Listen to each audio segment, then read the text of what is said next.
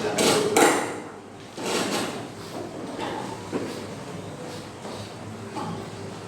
Bapak Ibu. Shalom. Shalom ya, shalom. Ya.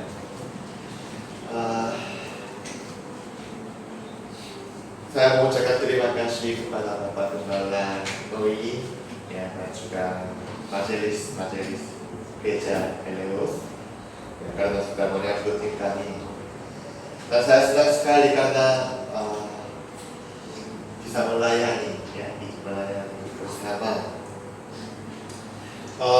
Bapak Ibu yang dikasih Tuhan, sementara perkenalkan saya, ya, nama saya Joshua Kim, seorang misionaris dari Korea Selatan. Dan di Indonesia saya melayani di STT Abdiel, STT Abdiel Ungaran, ya, Ungaran, sebagai dosen pendidikan agama Kristen. Nah, ada tim dari Abdiel juga ada, ya, sebentar ya, berdiri, ya.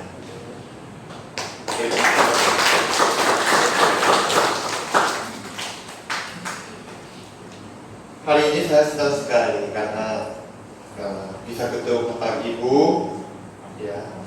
Dan terlebih dahulu minta maaf karena saya tinggal di Indonesia baru 3 tahun, ya, nggak terlalu lama. Jadi kadang-kadang bahasa saya ya kurang yang pas ya, kurang dipahami ya oleh Bapak Ibu. Ya, tapi ya kiranya Roh Kudus ya firman Tuhan hari ini langsung ya menyampaikan kepada telinga-telinga Bapak Ibu. Amin. Oke. Mari kita membaca firman Tuhan ya. Firman Tuhan hari ini juga terkait dengan kebangkitan Yesus ya, Paskah. Karena setiap hari Minggu adalah hari kita beribadah untuk merayakan kebangkitan Yesus Kristus. Amin. Ya. Jadi Tuhan memberi sabda 1 Korintus pasal 15 ayat 20 hingga 26. 1 Korintus pasal 15 ayat 20 ya, hingga 26. Dibaca ganti-gantian aja Bapak Ibu ya. Saya membaca ayat 20, kemudian Bapak dan Ibu membaca ayat 21 dan seterusnya. Nanti ayat 26 kita membaca bersama-sama. Oke? Saya dulu ya. Ayat 20. Tetapi yang benar ialah bahwa Kristus telah dibangkitkan dari antara orang mati sebagai yang sulung dari orang-orang yang telah meninggal. Sebab sama seperti maut datang karena satu orang manusia, demikian juga kebangkitan orang mati datang karena satu orang manusia. Karena sama seperti semua orang mati dalam persekutuan dengan Adam, demikian pula semua orang akan dihidupkan kembali dalam persekutuan dengan Kristus. Tetapi tiap-tiap orang menurut kepadanya, Kristus sebagai buah sulung, sesudah itu mereka yang menjadi miliknya pada waktu kedatangannya. Kemudian tiba kesudahannya, yaitu bila mana ia menyerahkan kerajaan kepada Allah Bapa, sesudah ia membinasakan segala pemerintahan, kekuasaan dan kekuatan. Karena ia harus memegang pemerintahan sebagai raja sampai Allah mendatangkan semua musuhnya di bawah tangannya. Mari kita bersama ya. Musuh yang terakhir yang dibinasakan ialah maut. Amin. Ya. Bapak Ibu yang dikasihi Tuhan, kapan kita paling sulit, paling menderita ya dalam hidup kita? Kapan? Kehilangan uang, atau kehilangan kesehatan, atau kehilangan yang sahabat, ya ini pasti menyedihkan kita semua ya. Tapi pikir saya, saat kehilangan harapan, ini paling menyedihkan ya hati kita.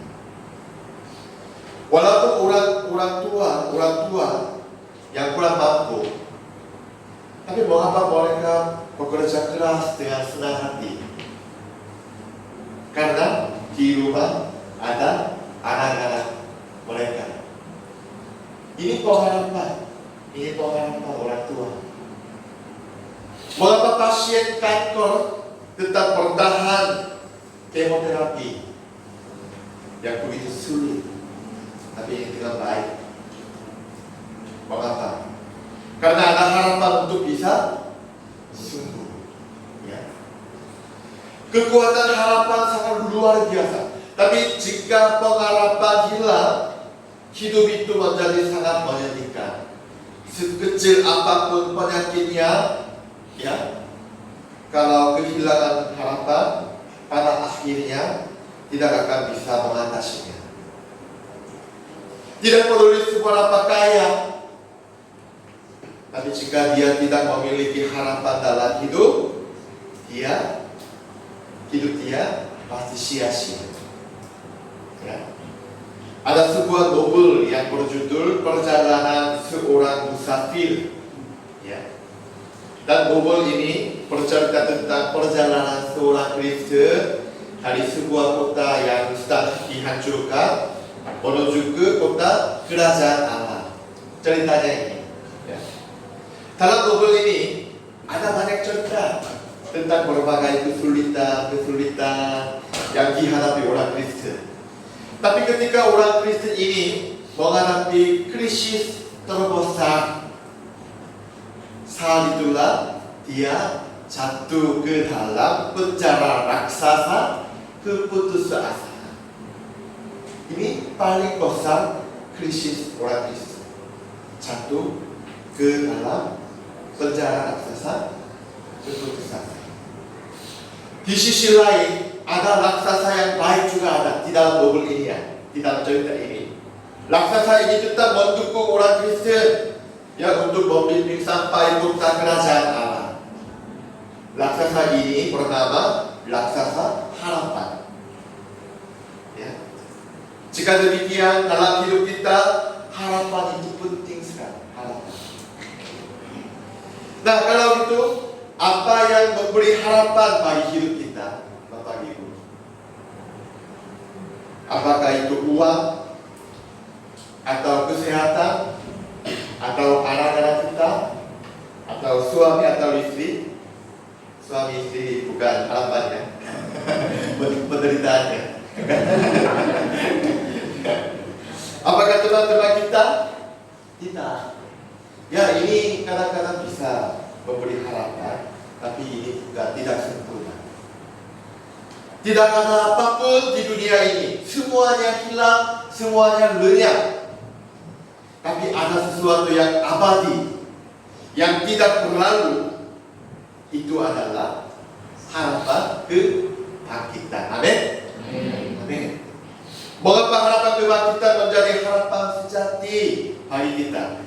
Karena kebangkitan itu bukan hanya peristiwa yang terjadi pada Yesus Kristus. Itu akan terjadi pada kita yang sudah percaya Yesus Kristus juga. Amin. Jadi di ayat 20 dikatakan begini. Ayat 20. Tetapi yang benar ialah bahwa Kristus telah dibangkitkan dari antara orang mati sebagai yang sulung dari orang-orang yang telah meninggal. 22 dan 23 juga katakan gini. Karena sama seperti semua orang mati dalam persekutuan dengan Adam, demikian pula semua orang akan dihidupkan kembali dalam persekutuan dengan Kristus. Tetapi tiap-tiap orang menurut urutannya. Kristus sebagai buah sulung, sesudah itu mereka yang menjadi miliknya pada waktu kedatangannya. Amin. Bapak Ibu, Yesus menjadi sulung, menjadi buah sulung. Ini maksudnya apa? Ini maksudnya kalau ada sulung, ada kedua, ada ketiga, dan seterusnya. Ya. Jadi ini kita juga hidup kembali dalam persekutuan dengan Kristus. Amin. Inilah iman kita, Bapak Ibu. Inilah iman kita. kita juga bangkit kembali. Dulu saya di Korea, kalau saya bicara seperti ini, kita juga hidup kembali dalam persekutuan dengan Kristus. Haleluya, amin. Ya. Kalau itu di antara pemuda-pemudi muncul pertanyaan seperti ini. Wah, puji Tuhan Pak, kita juga bisa bangkit kembali. Ya, puji Tuhan Pak. Tapi ini apa artinya bagi hidup kita sekarang? Ini apa artinya Pak? Saya bertanya kembali lagi, Bapak Ibu, nanti ada kebangkitan, ya? Ini apa artinya bagi kita sekarang, hidup kita sekarang? Mengapa kebangkitan itu penting bagi hidup kita sekarang? Mengapa kebangkitan itu menjadi harapan untuk kehidupan kita sekarang? Aku menjelaskan tentang ini. Dunia terus berbicara, kalau mau kamu hidup seperti Yesus Kristus, pasti kamu gagal. Ya. Jika kamu hidup dengan cara Yesus, kamu tidak akan berhasil. Pasti kamu selalu merugi, kalah. Karena hidup dengan cara Yesus kurang cocok dengan sistem dunia ini. Ya. Kalau kamu hidup dengan cara Yesus Kristus, pasti kamu mati seperti Yesus Kristus. Tapi Bapak Ibu, di tengah-tengah suara dunia ini, Yesus telah menjadi bukti kita. Amin. Buktinya apa? Tidak, kematian di atas kayu salib bukanlah akhir. Setelah itu adalah kebangkitan. Ada kemenangan. Walaupun kita tetap hidup dengan cara Yesus, ini tidak kalah. Karena setelah itu ada kemenangan. Amin. Jadi pujian ini bisa menjadi pengakuan kita. Tahu pujian ini? Ku menang bersama Yesus Tuhan. Ku menang di dalam peperangan. Ku menang atas segala setan. Haleluya, haleluya. Sekali lagi kata, ku menang bersama Yesus Tuhan. Ku menang di dalam peperangan. Ku menang atas segala setan. Haleluya, haleluya, haleluya. Dia bangkit.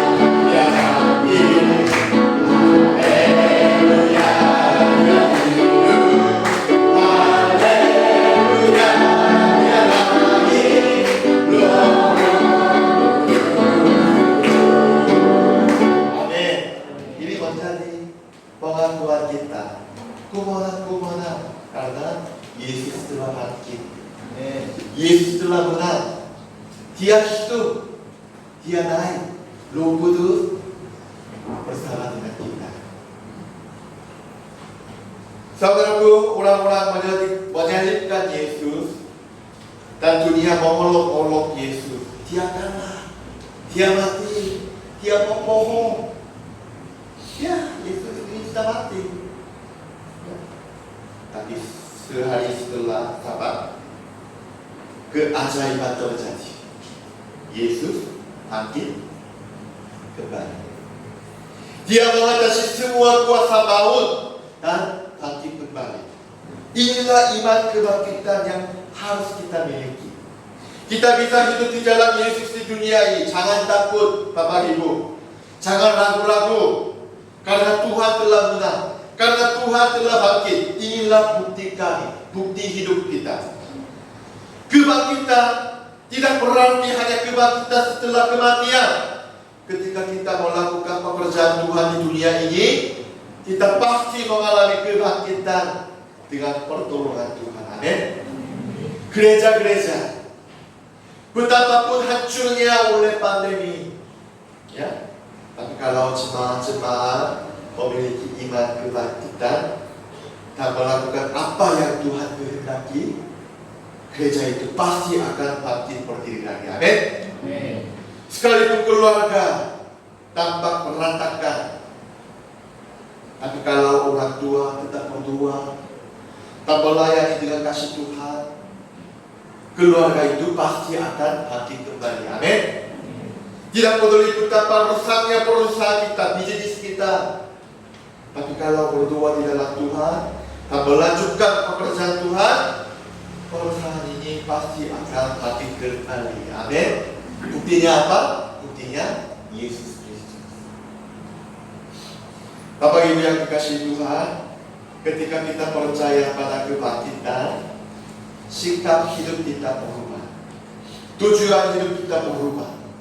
Ada banyak hal yang berubah ketika kita percaya akan kebangkitan. Tapi hari ini saya memberi contoh hanya dua saja. Tapi dua perubahan ini yang paling utama. Jadi Bapak Ibu yang dikasihi Tuhan, saat kita merenungkan perubahan-perubahan ini, semoga harapan kebangkitan tumbuh dalam hidup kita semua. Amin. Amin. Salah satu perubahan adalah kita bisa melihat kematian melalui mata seorang pemenang.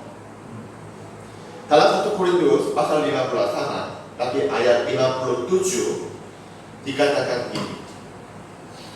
Tetapi syukur kepada Allah yang telah memberikan kepada kita kemenangan oleh Yesus Kristus Tuhan kita. Tuhan sudah memberikan kemenangan kepada kita tentang kematian. Di satu sisi, Bapak Ibu ini jangan salah paham ya, kita dilahirkan untuk mati. Ya. Dimulai sejak kita lahir, kita memulai perjalanan menuju ke kematian. Ya. Langsung lahir, sudah mulai ya, kematian. Jadi hidup dan mati itu wajar. Tapi kematian juga sangat menakutkan kita. Jadi manusia ingin terus menunda waktu kematian. Jadi kontrol makanan, olahraga, ya, ibu-ibu di rumah euro, ya, diet, karena kematian itu menakutkan kita. Tapi kalau kita sudah punya iman kebangkitan, kita bisa melihat kematian melalui mata seorang pemenang. Ayat 26 dikatakan seperti ini, musuh yang terakhir yang dibinasakan ialah apa? Maut.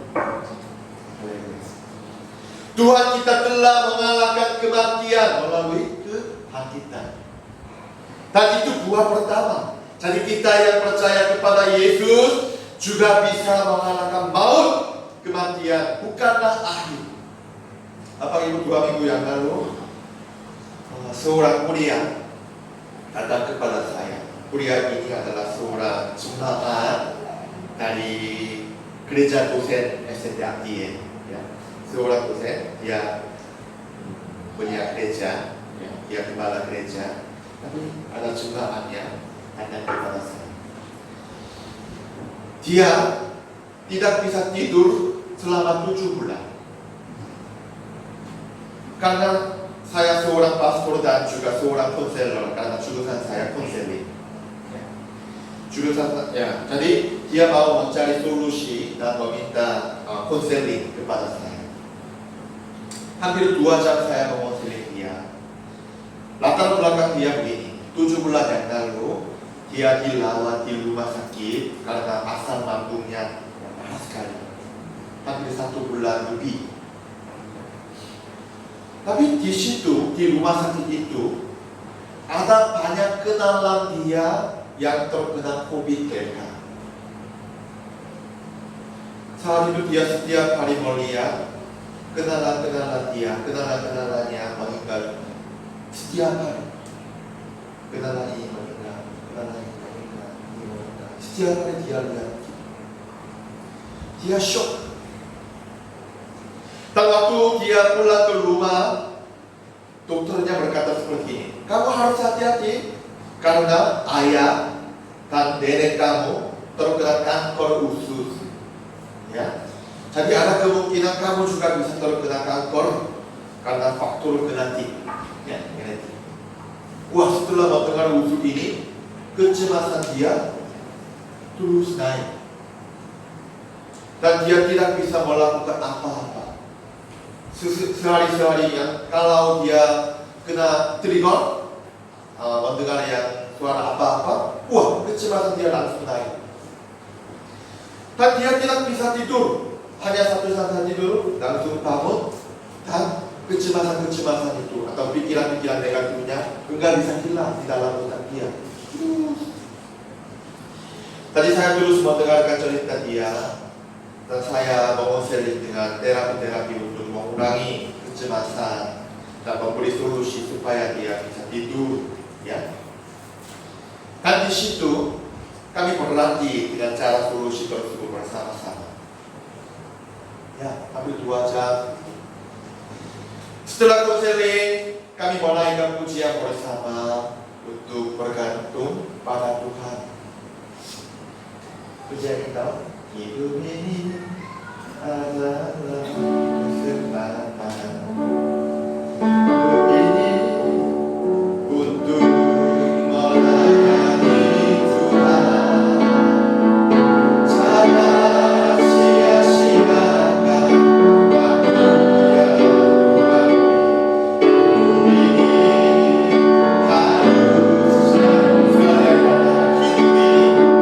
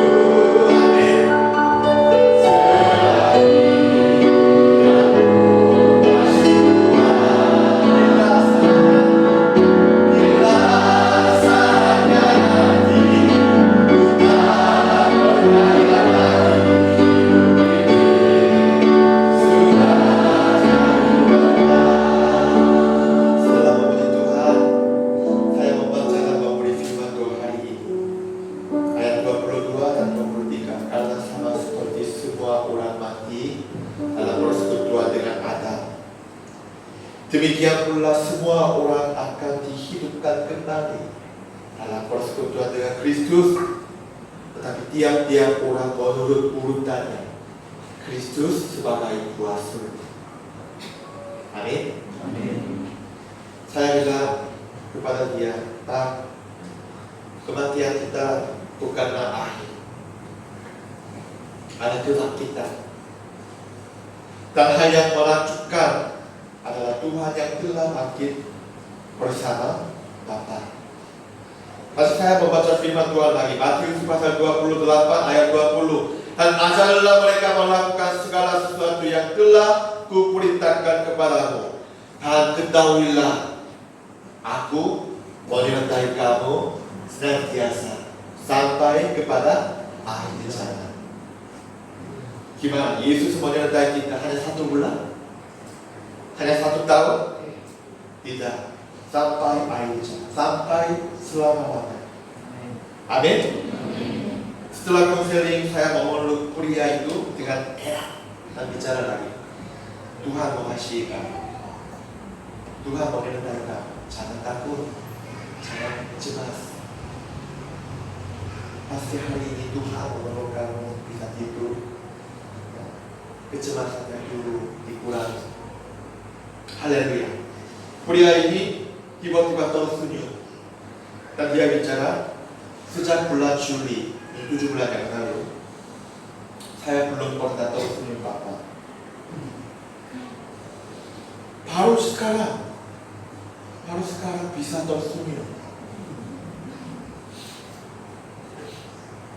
Saat dia baru datang ke tempat saya, wajah dia muram sekali.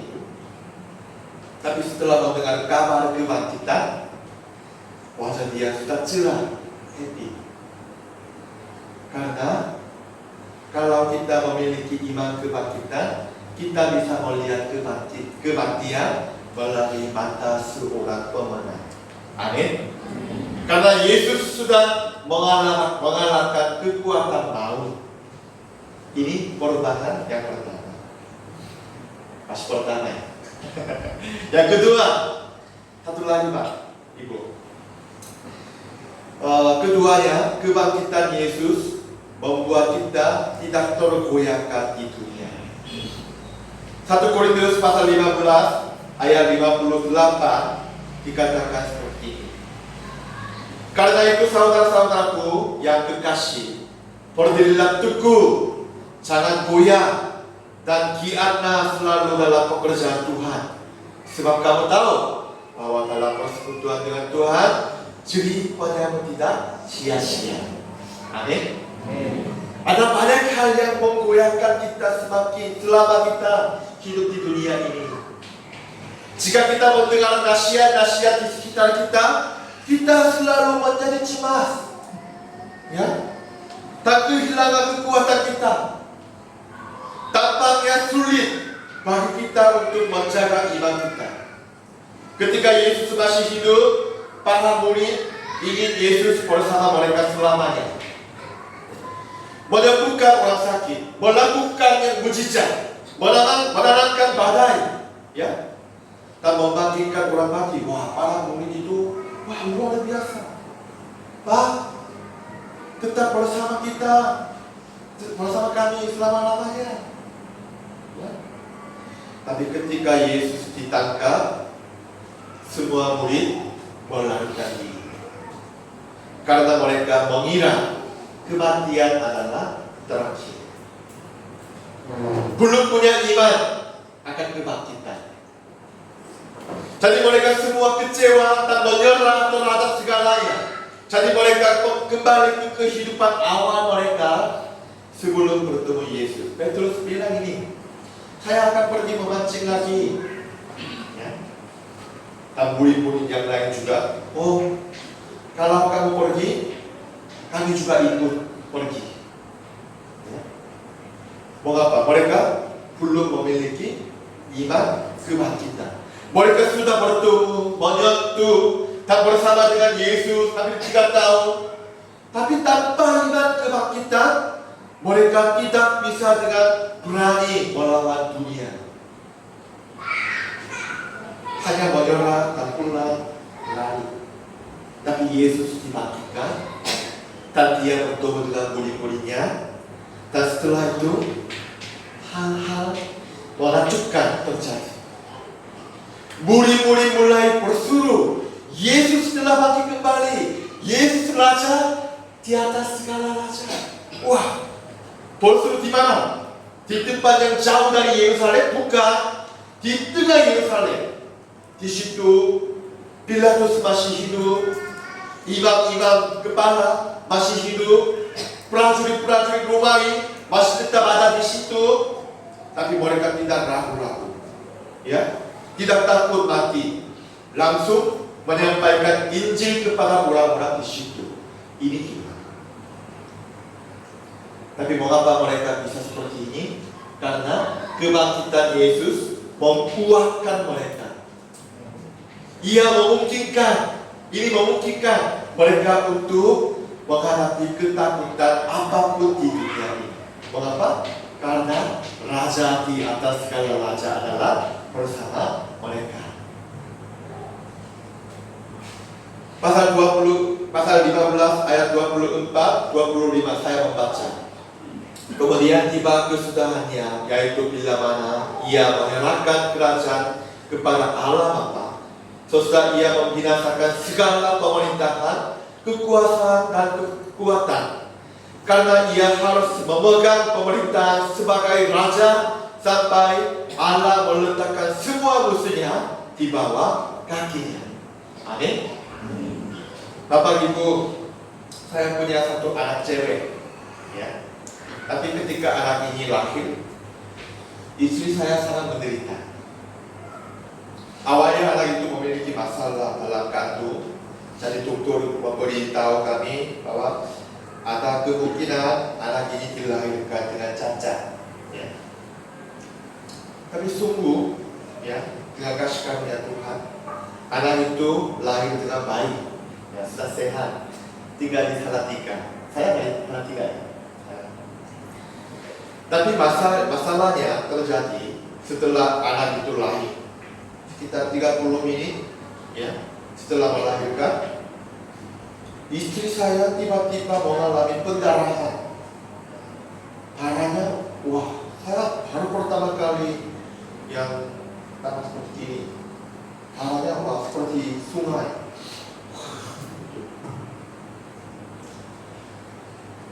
Langsung istri saya shock dan pingsan. Operasi untuk menghentikan pendarahan ini, ya, segera dimulai. Operasi berjalan selama hampir 7 jam gitu. Tapi tidak berarti pendarahan. Saya tidak bisa melakukan apa-apa. Ya, selama 7 jam saya berdua dengan yang pegang kursi di depan ruangan operasi. Tuhan. Saat ini kesaksian istri saya. Istri saya berpikir gini, ini pasti saya akan mati. Pasti mati. Karena ruangan operasi itu tinggi sekali. Dan ini dia masih, ya, belum normal itu. Mental juga. Sejak mulai berpikiran seperti ini, ketakutan besar menyelimuti dia, menutupi dia. Akhirnya dari mulut istri saya hanya muncul, Tuhan, tolong Tuhan, selamatkan saya. Beberapa menit lalu, tiba-tiba tubuh istri saya merasa panas dan dia merasa Yesus menyertai dia. Dan Yesus Kristus yang mengatasi kuasa maut terlihat jelas di kepala istri saya. Dan ketika dipercaya, rasa takut kematian tiba-tiba menghilang. Dan di situ istri saya mengakui seperti ini, Tuhan, kalau Tuhan menyelamatkan saya, tidak apa-apa, saya diutus dimanapun, saya tetap hidup di hadapan Tuhan. Yang puji Tuhan, akhirnya istri saya hidup, ya, setelah sehat. Jadi kalau ada kesempatan saya bareng, ya, dengan istri saya. Dan selama itu Tuhan menunjukkan banyak hal kepada keluarga kami. Dan kami memutuskan untuk hidup sebagai misionaris. Kami memutuskan hidup ini dipersembahkan untuk Tuhan. Bapak Ibu yang dikasihi Tuhan, kebangkitan bukanlah peristiwa yang terjadi 2000 tahun yang lalu. Tuhan Yesus yang telah bangkit kembali masih bersama kita hari ini. Amin. Dan kita percaya pada kebangkitan itu. Percaya pada kebangkitan berarti melihat kematian melalui mata seorang pemenang. Dan juga hidup kita tetap berjalan untuk Tuhan, bukan ikut suara duniawi. Tidak usah ragu-ragu, tidak usah takut. Kita sudah menang, ya, kekuatan maut. Amin. Bapak Ibu yang dikasihi Tuhan, saya berharap kita semua akan selalu bertemu dengan Tuhan yang telah bangkit kembali dalam hidup kita. Amin. Dari gereja ini menjadi pengharapan kebangkitan di dalam desa ini. Banyak jiwa-jiwa melihat yang kehidupan Bapak Ibu, wah, aku juga mau percaya Yesus Kristus. Kiranya Tuhan memberkati kita semua. Amin. Amin. Oke, mari kita bersama-sama menaikkan pujian lagi. Hidup ini adalah kesempatan. Setelah itu saya